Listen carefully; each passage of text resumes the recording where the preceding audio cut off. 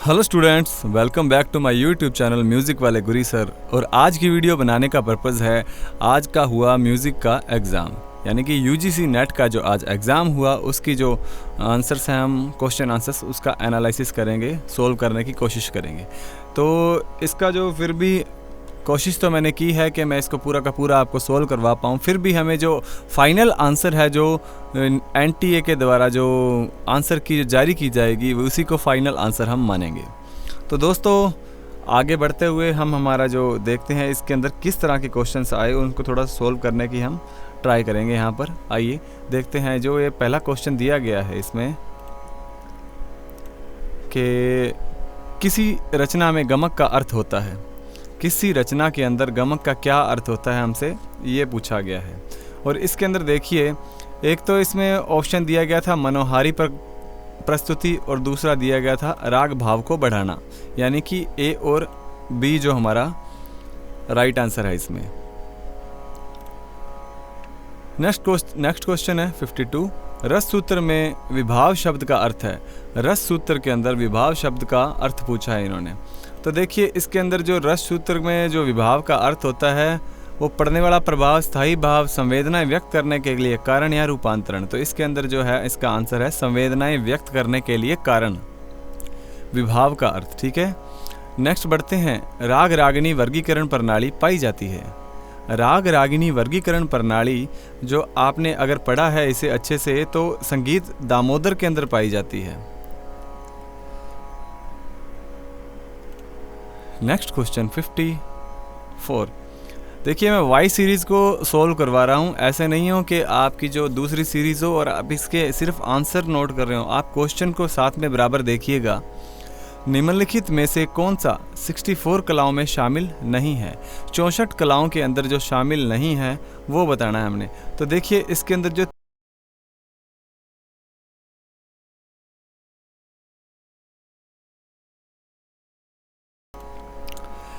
55 number question आंकड़ों का एक प्राथमिक स्रोत है। आंकड़ों का प्राथमिक स्रोत पूछा गया है। तो ये जो पांडुलिपि होती है ना, ये प्राथमिक स्रोत होता है। मतलब ये खुद के द्वारा जो कृतियां बनाई जाती हैं उसी कहते हैं पांडुलिपि, ओरिजिनल जो होता है। ताल के 10 प्राणों में कौन कौन से हैं? अब इसके अंदर देखिए कौन कौन से पूछे गए हैं। देखिए, इसमें है तो एक मार्ग भी है, इसमें लय भी है और ग्रह भी है। बट देखिए, ए सी डी ये 3 वाला ऑप्शन किसी में नहीं दिया गया। फिर उसके अकॉर्डिंग हम देखें तो ये सी और डी बनेगा। इसका आंसर जो है सी और डी। मार्ग भी होता है, लय भी होता है और ग्रह भी होता है। तो इस क्वेश्चन को वैसे तो ये डाउटफुल है, अगर इसके ऊपर ऑब्जेक्शन लगे, ये ऑब्जेक्शन लगाने वाला क्वेश्चन है, लग गए तो लग सकता है, इस पर आपको बोनस मिल सकता है इसकी जगह पे। नेक्स्ट क्वेश्चन है 57।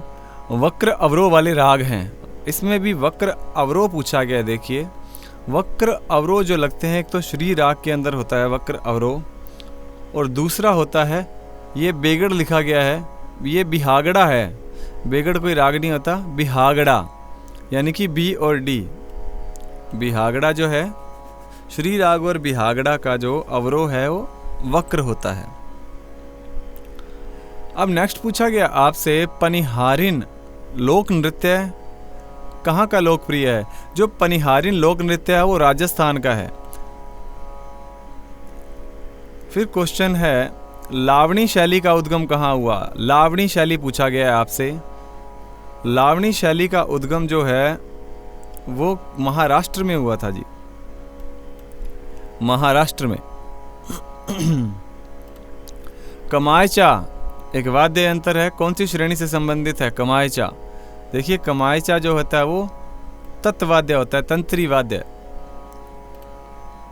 नेक्स्ट क्वेश्चन है, वैदिक सप्तक में पहला स्वर है। आप देखिए, जो जिन्होंने किया सप्तवैदिक स्वर, हमने जो टॉपिक किया था, जिन्होंने वो क्लियर किया है, उसके अंदर बिल्कुल स्पष्ट बताया गया था कि कृष्ट जो पहला स्वर होता है उसे कृष्ट कहते हैं। नेक्स्ट जो क्वेश्चन है, गंधर्व शैली में षडज ग्राम का श्रुति अंतराल। देखिए, यहाँ पर षडज ग्राम का श्रुति अंतराल पूछा है और गंधर्व शैली में पूछा गया है। तो गंधर्व शैली के अनुसार है जो इसके अंदर जो स्पेसिफिक जो ऑप्शन दिया नहीं गया, बट ये जो 4-3-2 4-4-3-2 जो आजकल जो प्रचलित है वो तो इसके अंदर दिया गया है। तो अगर वो ऑप्शन नहीं है तो ये ऑप्शन सही होगा इसका। निम्नलिखित में से कौन सा एक गमक नहीं है? गमक नहीं है, यहाँ देखिए हुम्फित गमक होता है, कंपित भी गमक होता है, उल्लासित भी गमक होता है, बट विलोम कोई गमक का प्रकार नहीं है। गमन आश्रम आश्रय होगा ये। गमन आश्रय मेल से संगत समतुल्य थाट कौन सा है? तो इसके समतुल्य थाट है जी मारवा। मारवा इसका सही आंसर होगा। क्वेश्चन नंबर जो 65 दिया गया है, 72 मेल योजना में चित्रांबरी की क्रम संख्या है। देखिए चित्रांबरी, इसकी क्रम संख्या होगी 66। किसी शोध प्रबंध में संदर्भ पुस्तक सूची कहलाती है। संदर्भ पुस्तक सूची पूछा गया, देखिए इसमें तो ये होता है, देखिए जी संदर्भ पुस्तक सूची। एक इसमें तो आ जाते हैं संपादकों के नाम आ जाते हैं और प्रकाशन का वर्ष आ जाता है, और साथ ही साथ इसके साथ आ जाता है प्रकाशन का स्थान, यानी कि ए, सी और ई। ए, सी, ई हमारा ऑप्शन नंबर 3 ये राइट होगा। फिर नेक्स्ट क्वेश्चन जो है, भरत मुनि ने अपने कौन से अध्याय में रस का उल्लेख किया है? देखिए बहुत इजी क्वेश्चन है। रस का उल्लेख 6ठे अध्याय में किया गया है। नेक्स्ट है परिशिष्ट पाया जाता है। परिशिष्ट पाया जाता है, तो जो परिशिष्ट है वो किसी शोध प्रबंध में अध्यायों के पश्चात पाया गया, मतलब जो चीज़ें उसमें से भूल गई होती हैं वो लास्ट में उसके उस अध्याय के अंत में उनको जोड़ दिया जाता है। 69 नंबर क्वेश्चन, संगीत के व्यवहारिक पहलुओं पर शोध देखा जाता है। व्यवहारिक पहलुओं पर शोध देखा जाता है, देखिए रागों और मधुर गीतों का विश्लेषण, ये इसका राइट आंसर होगा। नेक्स्ट क्वेश्चन 70, करगट्टम कहाँ का लोक नृत्य है? करगट्टम, करगट्टम है तमिलनाडु का। करगट्टम तमिलनाडु का लोक नृत्य है। नेक्स्ट है जी, शारंगदेव के अनुसार अंतर्गंधार किस श्रुति स्थिति में स्थापित है? अंतर्गंधार किस श्रुति स्थिति में शामिल है? देखिए वैसे तो अंतर्गंधार की बात कर रहे हैं, ये वैसे देखा जाए तो 9 पर, और 9 के साथ में +2 लगती है तो 11 बन जाएगा। इसका आंसर आएगा 11। अब खंड जाति मध्य ताल पूछा गया है। खंड जाति मध्य ताल में इकाइयों की संख्या, वैसे तो खंड जाति में 4 होती है ना, इनका मान अलग अलग होता है। खंड जाति में क्या होता है, 4 की जगह वो 5 हो जाता है, तो इसका आंसर बन रहा है, वैसे तो 5 5 10 और 2 4 4 8 और 2 10 हो जाता है, पर इसमें क्या होगा 5 5 और 2 हो जाएगा, 12 हो जाएगा खंड जाति में। नेक्स्ट, उस ताल को पहचानिए जिसमें 10 से अधिक मात्राएं हैं। 10 से अधिक मात्राओं वाले ताल हमने इसमें से पहचानने हैं। 10 मात्राएं जो होती हैं, एक तो रुद्र के अंदर, दूसरी सवारी के अंदर, तो हमारा सी और ई यानी कि आंसर नंबर 2 हमारा राइट हो जाएगा। आगे बढ़ते हैं, निम्न में से किस में गत नहीं पाया जाता है? निम्न में से किस में गत नहीं पाया जाता? देखिए गत सितार में भी होता है, तबला में भी होता है और वायलिन में भी होता है, पर ख्याल में गत कभी नहीं पाया जाता। नेक्स्ट बढ़ते हैं 75 नंबर क्वेश्चन पर, वाद्य यंत्र संगीत में जोड़ को निम्नलिखित को पूरा करने के बाद बजाया जाता है। जोड़ पूछा गया है। जोड़ जो है वो गत के बाद नहीं, तान के बाद नहीं, झाला के बाद नहीं, आलाप के बाद में जोड़ आलाप गाए जाते हैं। आगे बढ़ते हैं, हमारे क्वेश्चन नंबर 76 मैच करना है इसके अंदर। देखिए कोमल रे, हमें इनमें से एक का भी ऑप्शन मिल जाता है तो हमारा आंसर यहाँ पर कंप्लीट हो जाएगा। देखिए यहाँ पे स्वरों के नाम हैं, उत्तर भारतीय और दक्षिण भारतीय से इनको मैच करना है हमने। अब देखिए कोमल रे जो है वो शुद्ध रे, मतलब जो उत्तर भारत का कोमल रे है वो दक्षिण भारत के शुद्ध रे के बराबर है। जो हमारा ए का सेकंड देखिए हमारा इसके अंदर है, फर्स्ट ऑप्शन के अंदर है, तो हमारा ये फर्स्ट ऑप्शन इसके अंदर राइट होने वाला है। बट देख लेते हैं सेकंड, जो और भी ऑप्शन देख लेते हैं। जो शुद्ध रे है वो पंचश्रुति रे और कोमल गा जो है शुद्ध रे पंचश्रुति रे, कोमल गा अंतर्गा हो गया और शुद्ध गा साधारण गा है। नेक्स्ट बढ़ते हैं क्वेश्चन नंबर 77 की तरफ।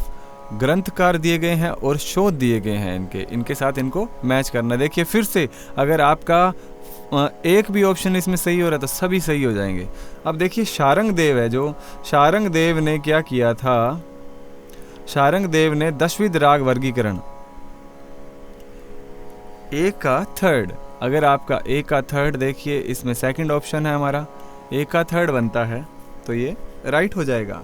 देखिए इस पर ज़्यादा टाइम खींचने से कोई फ़ायदा नहीं, हमने सिर्फ आंसर को फाइंड करना है कि हमने क्या आंसर लगाया है।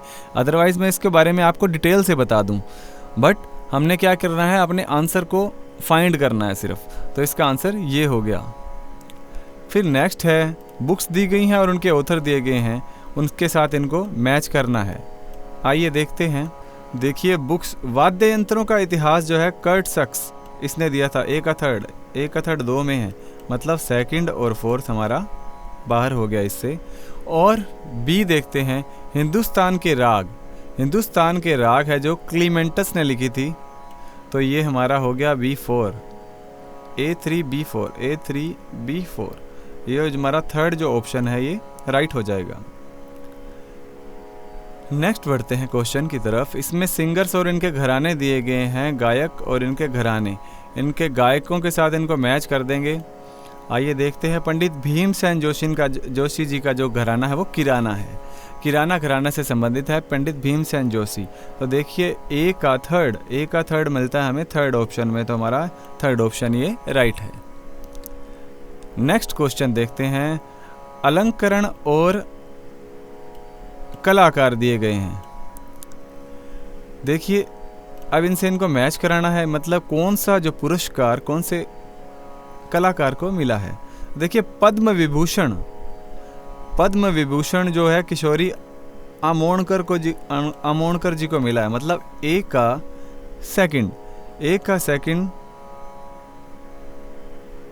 सेकंड है हमारे ऑप्शन नंबर 1 के अंदर, तो ये हमारा राइट आंसर हो जाना है।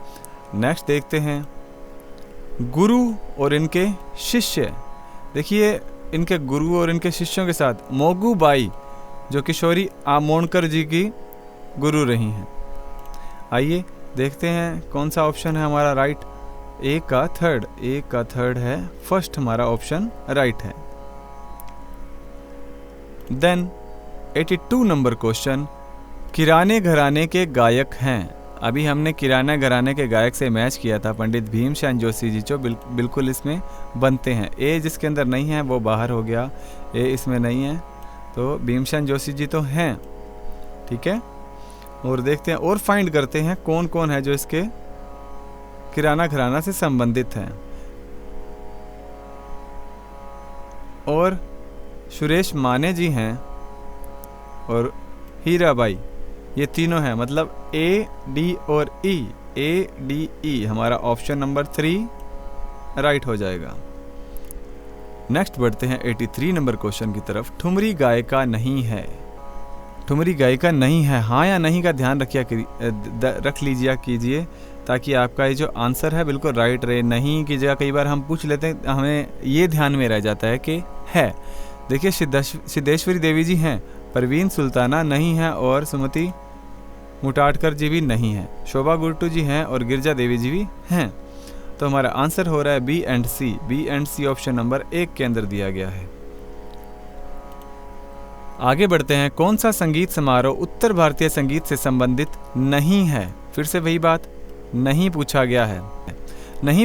एक तो त्यागराज नहीं है और नवरात्रि उत्सव नहीं है, ये दक्षिण भारत के हैं। तो हमारा ऑप्शन है B and E, option B और ई हमारा राइट आंसर हो जाएगा। आगे बढ़ते हैं 85 नंबर क्वेश्चन की तरफ। भारत रत्न की उपाधि पाने वाले संगीतज्ञ नहीं हैं। फिर से वही पूछा गया कि संगीतज्ञ जो जिनको भारत रत्न का पुरस्कार नहीं मिला। आइए देखते हैं कौन कौन नहीं है। देखिए इसमें सुब्बुलक्ष्मी जी तो हैं, विलायत खान नहीं है, एक तो ये हमारा आंसर है। और दूसरा पंडित रविशंकर जी, इनको भी मिला हुआ है, और जसराज जी को नहीं मिला, और लता मंगेशकर की जो मिला हुआ है, यानी बी और डी हमारा ऑप्शन नंबर 3 राइट है। आगे बढ़ते हैं 86 नंबर क्वेश्चन की तरफ। कौन कौन सी मूर्छना मध्यम ग्राम की नहीं है? मध्यम ग्राम की मूर्छना जो नहीं है वो पूछा गया है। तो इसमें जो हमारा राइट आंसर जो हो रहा है वो अभिरुद्गता और अश्वक्रांता, ये दोनों नहीं है, यानी बी और सी ऑप्शन नंबर 3 हमारा राइट आंसर है। आगे देखिए, संगीत रत्नाकर में वर्णित वर्ण अलंकार है। संगीत रत्नाकर में वर्णित वर्ण अलंकार पूछा गया है आपसे। वर्ण अलंकार, वर्ण अलंकार है जी एक तो वेणी और एक संधि प्रच्छादन। संधि प्रच्छादन और वेणी यानी कि बी और सी सी बी, ये दिया गया हमारा थर्ड ऑप्शन। आगे बढ़ते हैं क्वेश्चन की तरफ। सुशीर वाद्य नहीं बजाने वाले वादकों के नाम बताइए। जो सुशीर वाद्य नहीं बजाते, अगर मुझे क्लियर होता है तो मैं आपको कमेंट सेक्शन में राइट करके बता दूंगा, ठीक है। इसको हम छोड़ रहे हैं, अभी के लिए इसको छोड़ रहे हैं। आगे देखिए, ये आपको गद्यांश दिया गया है, इसको पढ़ना है। और इस बार गद्यांश इतना इजी दिया गया है, देखिए इसको आपने अगर पढ़ा ही है, एग्ज़ाम दिया आपने पढ़ा है, जिन्होंने नहीं पढ़ा, जिन्होंने एग्ज़ाम नहीं दिया वो भी वीडियो देख रहे हैं, तो एक बार इस गद्यांश को पढ़ के देखिएगा। सारे के सारे आंसर बड़े इजीली इसमें से आपको मिल रहे हैं, बहुत ही इजीली। देखते हैं, आइए। टप्पा किस गीति का आधुनिक रूप है? ये सभी को पता है किस गीति का आधुनिक रूप है टप्पा, बेसरा का, ठीक है। आगे बढ़ते हैं। टप्पा के साथ बजाई जाने वाली ताल का नाम, तो वो टप्पा ताल ही होती है। टप्पा गायकी की प्रमुख विशेषता है। टप्पा गायकी की प्रमुख विशेषता क्या होती है? इसमें होता है जी स्वर शब्द का लय का वेग रूप। स्वर शब्द का लय का वेग रूप, इसकी यह प्रमुख विशेषता है। आगे देखिए, टप्पा गायकी का संबंध किस गायक से नहीं है? टप्पा गायकी का संबंध किस गायक से नहीं है? तो देखिए, शोरी मियाँ जी टप्पा गाते थे, सुल्तान हुसैन शर्की जी भी और वाजिद अली शाह भी। तो हमारा जो आंसर बनता है इसके अंदर सदा रंग, ये टप्पा गायकी से संबंधित नहीं है। नेक्स्ट क्वेश्चन है जी, टप्पा शैली में प्रयुक्त होने वाली भाषा है। टप्पा शैली में प्रयुक्त होने वाली भाषा पंजाबी है, क्योंकि टप्पे ज़्यादातर पंजाबी में गाए जाते हैं। आगे फिर से ये गद्यांश दिया गया है आपको, इसे बड़े इजीली, इसमें से भी आपको सभी जो आंसर हैं बड़े आराम से मिलने वाले हैं और मिल चुके होंगे आपको तो वैसे भी। देखते हैं, मार्ग के कितने प्रकारों का उल्लेख नाट्य शास्त्र में प्राप्त है? कितने प्रकारों का? 3 प्रकार के मार्ग होते हैं, नाट्य शास्त्र के अंदर बताया गया है। नेक्स्ट, मार्ग के घर्षण अनुघर्षण प्रकार किस ग्रंथकार द्वारा दिए गए? तो घर्षण और जो अनुघर्षण जो दिए गए हैं वो दिए गए हैं हमारे दामोदर पंडित जी के द्वारा। आगे देखिए, देशी क्रियाओं में आने वाली क्रिया सम्मिलित नहीं है। देशी क्रियाओं में आने वाली क्रिया सम्मिलित नहीं है पूछा गया है। इसमें जो देशी क्रियाओं में नहीं आती है वो त्रुटि नहीं आती है। कृष्या आती है, सर्पिणी आती है, ध्रुवका आती है, पर त्रुटि नहीं आती। वर्तिका मार्ग में कलाओं की संख्या कितनी है? वर्तिका मार्ग में कलाओं की संख्या 4 होती है। वर्तिका मार्ग में कलाओं की संख्या 4 है। नेक्स्ट, ताल के 10 प्राणों के किस प्रकार का उद्देश्य मोक्ष व ईश्वरीय उपासना है? ताल के 10 प्राणों में पूछा गया है ईश्वरीय उपासना। तो देखिए, मार्ग, जो मार्ग है वो इससे संबंधित है। राग मधुवंती में, अब देखिए इसमें बड़ा ही ये राग का टिपिकल क्वेश्चन पूछा गया है। कोमल ऋषभ व कोमल धैवत लगाने से कौन सा राग बनेगा? तो देखिए, जो राग मधुवंती है उसके अंदर कोमल ऋषभ और कोमल जो धैवत लगाने से मुल्तानी राग जो बनता है। आगे देखिए, बहुत इजी सा क्वेश्चन था ये। 5/4 की लयकारी है। देखिए 5/4 की जो लयकारी है ना, तो देखिए 4/4 तो 1 हो गया और 1 पॉइंट ऊपर जा रहा है तो वो सवा हो गया, तो वो सवाई होती है, सवाई लयकारी है ये। श्रीकंठ के गुरु कौन थे? श्रीकंठ के गुरु पुंडरीक विट्ठल थे। सीधा फर्स्ट आंसर राइट हो रहा है। अब दरु प्रबंध का वर्णन है। दरु प्रबंध जो है उसका वर्णन किस में दिया गया है हमसे, ये पूछा है।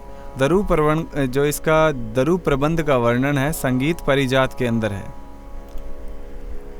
गंधर्व शास्त्र के संक्षेपकर्ता का क्या नाम है? गंधर्व शास्त्र के संक्षेपकर्ता का नाम पूछा गया है हमसे। तो देखिए इसके बारे में मैं थोड़ा सा डाउटफुल हूँ, मैं इसका आंसर अभी आपको नहीं देने वाला। जो नेक्स्ट क्वेश्चन है, संगीत समयसार ग्रंथ के अध्यायों की संख्या है। संगीत समयसार में जो ग्रंथ के अध्याय हैं वैसे तो होते हैं, देखिए मैं आपको बता दूं 9 अध्याय होते हैं, बट इसके अंदर डाउटफुल सा जो दिया गया है ये शायद 10 मान सकते हैं, इसके अंदर 10 हो सकता है इसका उत्तर। बट फिर भी ये देखिए जब आंसर की एंटी ए की राइट जो आंसर की आएगी उसे ही हमने सही उत्तर मानना है। अभी हमारे क्या है, ये हमें ये चेक कर रहे हैं कि हमारे कितने क्वेश्चन सही हो सकते हैं। आगे बढ़ते हैं क्वेश्चन नंबर 105 की तरफ। गंधार ग्राम के प्रयोक्ता हैं। गंधार ग्राम के प्रयोक्ता नान्यदेव हैं। गंधार ग्राम के प्रयोक्ता नान्यदेव। मार्कंडे ऋषि द्वारा अतोद्य किस संदर्भ में प्रयुक्त किया गया? अतोद्य प्रयुक्त किया गया है जी उनके द्वारा वाद्यों के लिए। मध्यम ग्राम की 7वीं मूर्छना, मध्यम ग्राम की 7वीं मूर्छना का नाम पूछा गया है। देखिए 7वीं मूर्छना ये हरिणाश्वा होती है। नारदीय शिक्षा में स्वर मंडल के अंतर्गत कितनी मूर्छनाओं का उल्लेख है? बहुत ही अच्छा क्वेश्चन पूछा गया है। स्वर मंडल के अंदर कितनी मूर्छनाओं का उल्लेख है? किसमें? नारदीय शिक्षा के अनुसार 28 होता है जिसका आंसर। कौन से वाद्य सुशीर वाद्य की श्रेणी में आते हैं? सुशीर मतलब जिनको फूंक मार कर बजाया जाता है। तो एक तो देखिए नाग स्वरम है इसके अंदर, दूसरा हारमोनियम है। घटा मोरसिंग और खड़ताल इसमें नहीं आते, तो सी और डी हमारा जो आंसर है केवल एक, ये सही हो जाएगा। आगे आता है दक्षिण भारतीय अवनद्द वाद्य नहीं है। दक्षिण भारतीय अवनद्द वाद्य नहीं है। अभी हमने पढ़ा नाग स्वरम नहीं है एक तो, क्योंकि नाग स्वरम किस में आ गया? वो सुशीर वाद्य में आ गया। एक हो गया गोटू वाद्यम, ये बी और डी जो हमारा राइट आंसर होगा इसका। आगे देखते हैं नाट्य शास्त्र में प्रयुक्त मार्ग ताले हैं। मार्ग ताले पूछा गया है। एक तो चचपुट, चाचपुट और जो हमारा थर्ड ऑप्शन है षट पिता पुत्रक। षट पिता पुत्रक, ए बी और ई हमारा राइट आंसर हो जाएगा। आगे बढ़ते हैं। निम्नलिखित में से टप्पा गायक नहीं है। टप्पा पर काफी क्वेश्चन है इस बार। टप्पा गायक नहीं है पूछा गया है, तो देखिए बताइए आप टप्पा गायक नहीं है।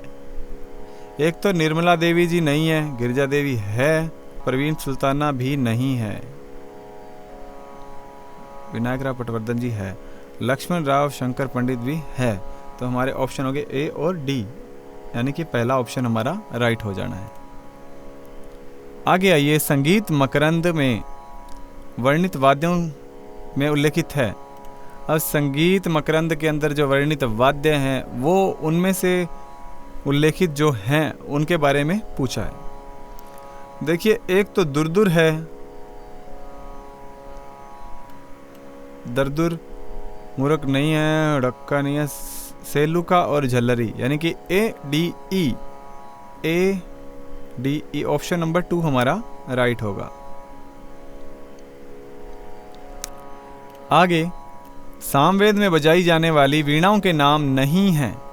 जो सामवेद के अंदर जो वीणाएं वर्णित हैं तो उनमें से किसका नाम नहीं आता उसके अंदर हमने ये बताना है। देखिए एक तो शील वीणा नहीं है, तो देखिए आघाटी का नाम भी नहीं है, कच्छपी, ये चित्रा का भी वर्णन है, और कर्कटिका इसका नहीं है।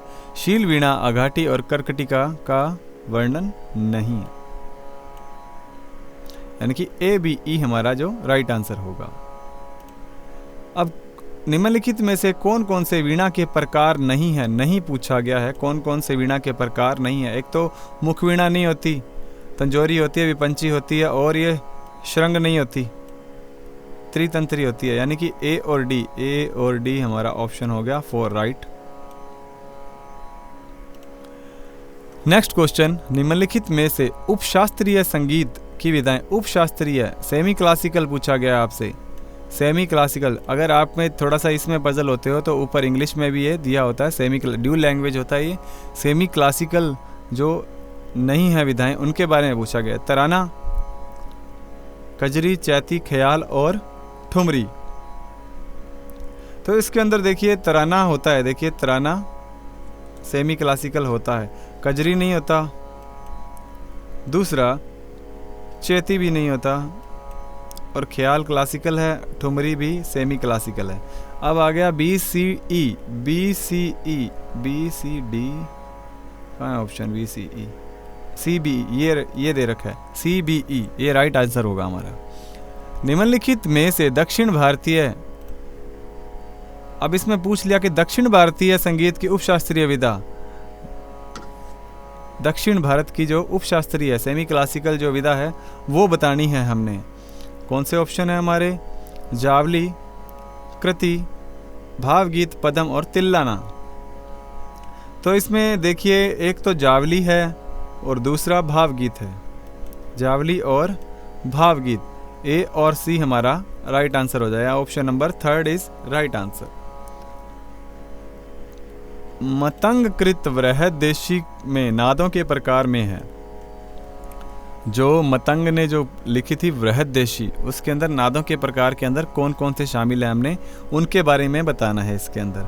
देखिए एक तो सूक्ष्म होता है नाद, दूसरा अति सूक्ष्म होता है, और थर्ड होता है अव्यक्त। 3 हो गए, पुष्ट अपुष्ट नहीं होता। यानी कि ए बी और C, A B C option number 2 हमारा राइट हो जाएगा। आगे बढ़ते हैं क्वेश्चन की तरफ। सामगान में सामों के संदर्भ में व्याख्या करने वाले प्राचीन ग्रंथकार नहीं हैं। सामों के संदर्भ में व्याख्या करने वाले जो प्राचीन ग्रंथकार हैं कौन कौन से नहीं है, ये बताना है हमने। और देखिए इसके अंदर तुम्बरू जी हैं, नंदकेश्वर भी हैं, एक ये नहीं है, विश्वावसु जी नहीं है, और शारंगदेव भी नहीं है। सी और डी ऑप्शन नंबर 4 हमारा सही हो जाएगा। आगे बढ़ते हैं। पंडित भावभट्ट के ग्रंथों के नाम नहीं है, भावभट्ट के ग्रंथों के नाम नहीं है पूछा गया है हमसे। देखिए एक तो ये नहीं है, हृदय अलंकार नहीं है, राग विबोध भी नहीं है, और राग माला भी नहीं है। अनूप रत्नाकर है, अनूपांकुश भी है। ठीक है, तो यानी कि B C E option number 2 हमारा राइट आंसर है। आगे क्वेश्चन पूछा गया है, पंडित पुंडरीक विठल के ग्रंथों में कौन से ग्रंथ नहीं हैं। पुंडरीक विठल जी के ग्रंथ नहीं है पूछा गया है हमसे। ठीक है, तो पंडित जो पुंडरीक विठल जी के ग्रंथ है वो राग, तत्व, विबोध ये नहीं है। हाँ जी, और हृदय अलंकार भी नहीं है। यानी कि दो के पेयर देखें तो ए और बी में ही हमारा ऑप्शन यहाँ पे हमें मिल गया, फर्स्ट ऑप्शन ही हमारा राइट है। आगे देखिए, रस सिद्धांत की चर्चा करने वाले ग्रंथकारों को क्रमानुसार लिखें। रस सिद्धांत की जो चर्चा करने वाले ग्रंथकार हैं उनको क्रमानुसार राइट करना है, सीक्वेंस वाइज उनको हमने लगाना है। तो देखिए सबसे पहले जो की थी उन्होंने चर्चा वो थे भरत जी, यानी कि 1 नंबर पे भरत। ये किस में आ रहा है देख लेते हैं। 1 नंबर भरत 4 नंबर ऑप्शन में ही है हमारा डी। उसके बाद आप देख लीजिएगा कौन कौन से हैं। आगे बढ़ते हैं। षडज ग्रामिक मूर्छनाओं को क्रम में लगाएं। षडज ग्रामिक जो मूर्छनाएं हैं इनको हमने क्रम में अरेंज करना है सीरियल वाइज। तो देखिए उत्तर भद्रा जो पहली ही है, उत्तर भद्रा 1 नंबर, तो 1 नंबर इसी से ही हमारा जो आंसर है ये सॉल्व हो गया। फिर भी देख लेते हैं, उत्तर भद्रा के बाद रजनी, उसके बाद आता है उत्तरायता, यानी कि ए सी बी ई डी, ये रहा हमारा ऑप्शन नंबर फर्स्ट राइट हो रहा है। आगे बढ़ते हैं। आधुनिक ग्रंथकारों को क्रमबद्ध सूचीगत करें। क्रमबद्ध लगाना है। आधुनिक जो ग्रंथकार हैं ये आधुनिक ग्रंथकारों के नाम हैं, इनको क्रमबद्ध करना है हमने। तो तो आइए इनको क्रमबद्ध करते हैं। सबसे पहले ये भातखंडे जी आगे सबसे पहले फर्स्ट है जो हमारा ये हो जाएगा। उसके बाद वासुदेव शास्त्री जी, यानी कि बी ए किसके अंदर है हमारा ऑप्शन बी ए सेकंड में, हमारा एक से ही सोल्व हो रहा था ये BACDE जो इसका राइट आंसर होगा। आगे बढ़ते हैं क्वेश्चन नंबर 128 की तरफ। अब ये जो देखिए संगीत रत्नाकर में वर्णित जातियों के क्रमानुसार अंकित करें। जातियों को करना है क्रमानुसार, इनको अंकित करना है। अब इसमें भी देखते हैं हम, हमारा जो सबसे पहले है आर्श भी एक नंबर पर है आर्श भी। उसके बाद है गंधारी, फिर है मध्यमा यानी कि CAB, अगर जिसमें CAB आता है और नैशादी उस सबसे लास्ट में जाएगा। 5वें नंबर में नैशादी, किस में देख लीजिए CABED। देखिए आपका ऑप्शन नंबर 2 राइट हो रहा है, इसको फिर भी अच्छी तरह से एक बार आप पढ़ लीजिएगा। आगे बढ़ते हैं हम क्वेश्चन नंबर, ये देखिए मूर्छना और थाट के साथ में इनको मैच करना है। अब इसमें देखिए बड़े ही एक एक जो ऑप्शन है, एक एक ऑप्शन से ये सॉल्व हो रहा है। देखिए रजनी जो मूर्छना है कौन से थर्ड से संबंधित है, वो बिलावल से है, यानी कि ए का थर्ड एक ही ऑप्शन में है। ऑप्शन नंबर 1 हमारा सही हो रहा है। फिर भी अगर किसी और को पता है, उत्तर मंदरा जो है काफ़ी, यानी कि ए थर्ड बी फोर इसी ऑप्शन में ही है जी, तो ये राइट आंसर हो जाएगा। आगे बढ़ते हैं क्वेश्चन नंबर 130। आधुनिक ग्रंथकार दिए गए हैं, उन आधुनिक ग्रंथ और उनके ग्रंथकारों को मैच करना है। तो देखिए सबको पता है भाव लहरी जो है ये प्रेमलता शर्मा जी की है, यानी कि ए का 4 कौन कौन से ऑप्शन में देखते हैं, एक में, अच्छा नहीं 2 के अंदर है देखिए, पर ये जो जिनका ए का 4 नहीं है वो बाहर हो गए, यानी कि ए 1 नंबर और 4 नंबर ऑप्शन हमारा रह गया, ए का 4। अब आगे देखते हैं, बी को मैच करके देखते हैं। ये संगीत चिंतामणि है, कैलाश देव बृहस्पति जी की है, यानी कि बी का 3, ए का 4 बी का 3 हमारे ऑप्शन नंबर 1 में ही हमें मिल रहा है, तो ये हमारा राइट आंसर है। अब आते हैं शोध और ग्रंथकार, किन ग्रंथकारों ने कौन से शोध में अपना योगदान दिया था वो देखते हैं। अब सारना प्रक्रिया जो भरत जी की है ये सबको पता है, तो यानी कि ए का 4 किस किस में देखते हैं, ए का 4 सिर्फ एक में, हमारा आंसर यहीं से हमारा सही हो रहा है। आगे बढ़ते हैं क्वेश्चन नंबर 132 की तरफ। ये वादक हैं और वाद्य हैं, इनके वादक और वाद्यों को इनके साथ में मैच करना है हमने। आइए देखते हैं कौन कौन से क्या हो जाते थे। ये अप्पा जल गोवकर जी है जो वो हारमोनियम प्लेयर हैं, देखिए हारमोनियम प्लेयर हैं, अप्पा जल गोवकर जी है हारमोनियम प्लेयर हैं, यानी कि ए का सेकंड किस किस में है, एक में ही है, तो हमारा ऑप्शन नंबर 2 ये राइट हो गया। आगे बढ़ते हैं क्वेश्चन नंबर 133। राग वर्गीकरण और ग्रंथकार, कौन से ग्रंथकार ने क्या राग वर्गीकरण कौन सा किया था। अब देखिए मेल राग वर्गीकरण है वो विद्यारण्य जी का, यानी कि ए का सेकंड किस किस में है, ए का सेकंड है जी सिर्फ एक के अंदर, ऑप्शन नंबर 4 हमारा राइट हो जाएगा। बट फिर भी और देख लेते हैं हम कैसे क्या है। देखिए बी संस्थान राग वर्गीकरण लोचन जी का है। राग रागिनी वर्गीकरण ये सबको पता होना चाहिए, किसी का नारद जी ने किया था ये राग रागिनी वर्गीकरण। और डी जो है राग थाट वर्गीकरण भातखंडे जी का है। ये बहुत ही इजी, इस दोनों से भी ये सॉल्व हो रहा था, ठीक है। तो फिर भी आगे देखते हैं हमारे क्वेश्चन को। सूची 1 में वादक दिए गए हैं दक्षिण भारत के, और वाद्य एवं विद्या दी गई है उनकी विधा। MS सुब्बुलक्ष्मी जी एक गायक हैं, वो गायन विधा के अंदर परिपूर्ण है। तो हमारा ए का थर्ड सिर्फ एक ऑप्शन के अंदर बनता है, तो हमारा ऑप्शन नंबर 2 राइट हो गया। आगे फिर भी देख लेते हैं। SS Gopal Krishnan violin player हैं और श्रीनिवास जी मैंडोलिन बजाते हैं, और विक्को विनायक राम घटम। आगे बढ़ते हैं क्वेश्चन नंबर 135 की तरफ। दक्षिण भारतीय राग और हिंदुस्तानी राग। दक्षिण भारतीय राग और हिंदुस्तानी जो राग हैं इनको मैच करना है हमने। तो मध्यमावती जो है वो मध्य माध्य सारंग से मैच करती है। मेरे अकॉर्डिंग जो मध्यमावती है वो मध्य माध्य सारंग यानी ए का थर्ड सिर्फ एक में ही है। ये हमारा ऑप्शन नंबर 3 राइट हो जाएगा। अब 136 की तरफ बढ़ते हैं। रचनाकार और मुद्रा। रचनाकार और मुद्राओं को हमने मैच करना है। देखिए त्यागराजनुमम ये इनका होगा यानी ए का थर्ड तो सभी के अंदर है। फिर देखते हैं सेकंड के बारे में। स्वामी निरुनल और ये है पद्मनाभ। ठीक है।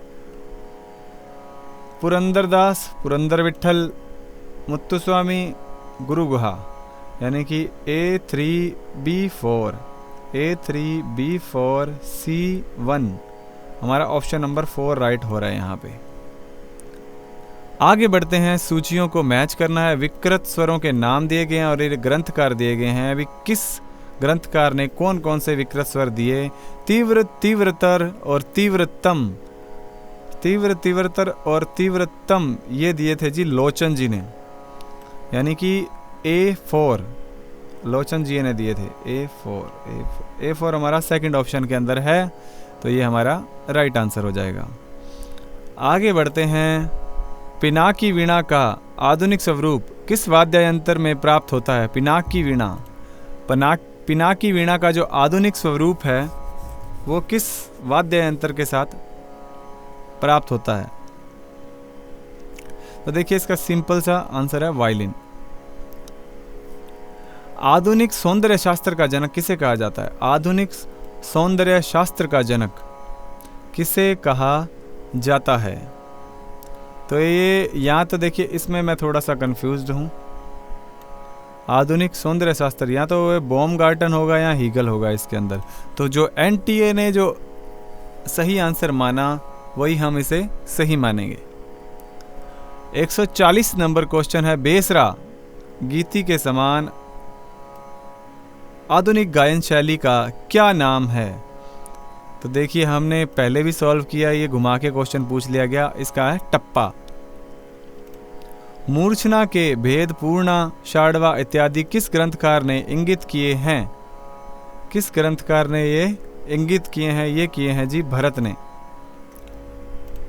नेक्स्ट, शारंगदेव के अनुसार 3 स्वरों से एवं कलाओं से युक्त अलंकार का नाम है? उद्वाहित, गात्र वर्ण, संधि प्रच्छादन या क्रम रेचित। 3 स्वरों से पूछा गया है, तो ये है जी संधि प्रच्छादन। इसका राइट आंसर होगा संधि प्रच्छादन। काकु स्वर व्यंजनम वाक्य किस ग्रंथ से उद्गृत है? काकु स्वर व्यंजनम वाक्य किस ग्रंथ से उद्गृत है? तो देखिए जो काकु स्वर जो है ये नाट्य शास्त्र से उद्गृत है। नेक्स्ट है, त्रिताल में एक ताल को बोलने से कितने आवर्तन के पश्चात सम आएगा? 3 ताल होती है 16 मात्रा और एक ताल होती है 12 मात्रा, और 12 मात्राओं के जो 3 आवर्तन कंप्लीट होंगे तब जाके दोनों का सम मैच करेगा। तो 3 आवर्तन के पश्चात। आगे है, विषम पदी तालों को अवरोही क्रम में लगाएं। विषम पदी तालों को अवरोही क्रम में यानी कि उतरते क्रम में हमने इनको लगाना है। आइए इनको उतरते क्रम में लगाते हैं। सबसे पहले आएगा शिखर ताल, उसके बाद में पंचम सवारी यानी कि ए और सी, उसके बाद सी, ए सी हमारे एक ही ऑप्शन के अंदर है ए सी। तो नेक्स्ट बढ़ते हैं क्वेश्चन की तरफ। निम्नलिखित ग्रंथकारों को समयानुसार क्रम से लगाएं।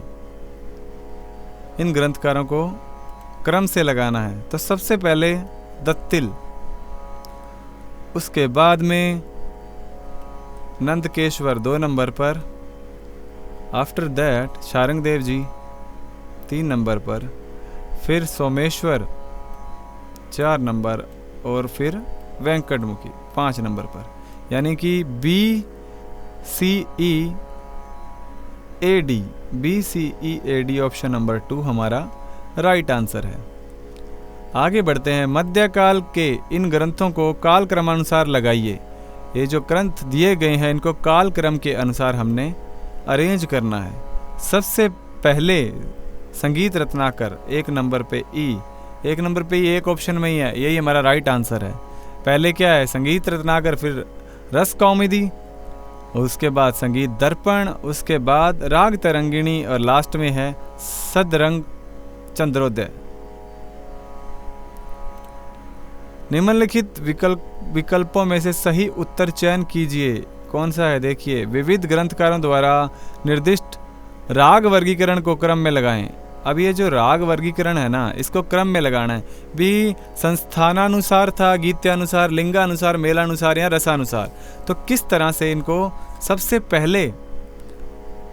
पहले जो किया गया था वो किया गया था इसको गीत्यानुसार, यानी कि 1 नंबर पे ये आएगा गीत्यानुसार, और उसके बाद में रसानुसार हुआ था। ये गीत्यानुसार, रसानुसार, उसके बाद में इसको किया गया था लिंगानुसार, उसके बाद में मेलानुसार और लास्ट में किया गया है संस्थानानुसार, यानी कि BECDA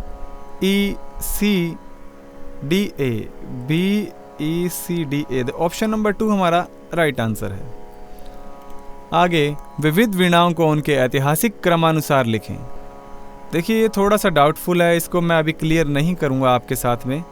हम बढ़ते हैं नेक्स्ट क्वेश्चन की तरफ। 150, निम्नलिखित गायन शैलियों को काल क्रमानुसार अंकित करें। इन शैलियों को काल क्रमानुसार हमने अंकित करना है। प्रबंध, जाति गायन, ध्रुव पद, ध्रुवागान और ख्याल। सबसे पहले आता है ध्रुवागान, उसके बाद प्रबंध गायक होते थे पहले, है ना। फिर उसके बाद जाति गायन हुआ 3 नंबर पे।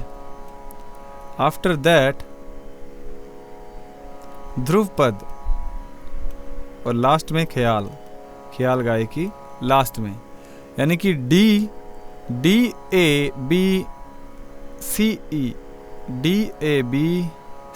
ऑप्शन नंबर 3 हमारा राइट हो जाएगा। तो यहाँ ये क्वेश्चन थे हमारे, इतने क्वेश्चन, और इसमें से जो जिसमें हम डाउटफुल रहे हैं उनको हम फाइनल जो है वो मानेंगे NTA द्वारा जो जारी की जाने वाली है आंसर की, उसमें फाइनल मानेंगे। सभी को फाइनल मानना है उन्हीं की के अनुसार। हमने हमारी कोशिश की है कि हम जल्दी से जल्दी सॉल्व कर पाएँ ताकि हमें पता लग जाए कि इस बार का नेट हमारा क्लियर हो रहा है नहीं, JRF हमें मिल रही है नहीं। और इसी के साथ हम इस वीडियो को यहीं पर ख़त्म कर रहे हैं। और अगर आप डिटेल से स्टडी करना चाहते हैं इस सिलेबस को हमने शुरू किया है अभी हमारे चैनल पर, तो हमारे चैनल को आप सब्सक्राइब कीजिएगा। इसके अंदर मैं आपको सिंप्लीफाई करके अच्छी साफ़ सुथरी लैंग्वेज के अंदर मैं इसको समझाने वाला हूं। और कुछ एक टॉपिक हमने कर लिए और आगे जो हमारी जो यूनिट्स हैं हम करते रहेंगे। और इस बार हम क्या है, सारा का सारा सिलेबस यूनिट वाइज करने वाले हैं ताकि आपको आप अगर नोट्स भी बनाना चाहें तो आपके नोट्स हैं वो इजीली साफ़ सुथरे आप बना पाएँ। तो इस वीडियो को यहीं पर ख़त्म करते हैं। वीडियो अच्छा लगे, आपको लगे कि मेहनत की गई है, तो वीडियो को लाइक कीजिएगा और शेयर ज़रूर कीजिएगा। चैनल को सब्सक्राइब कर लीजिएगा। धन्यवाद। जय हिंद, जय भारत।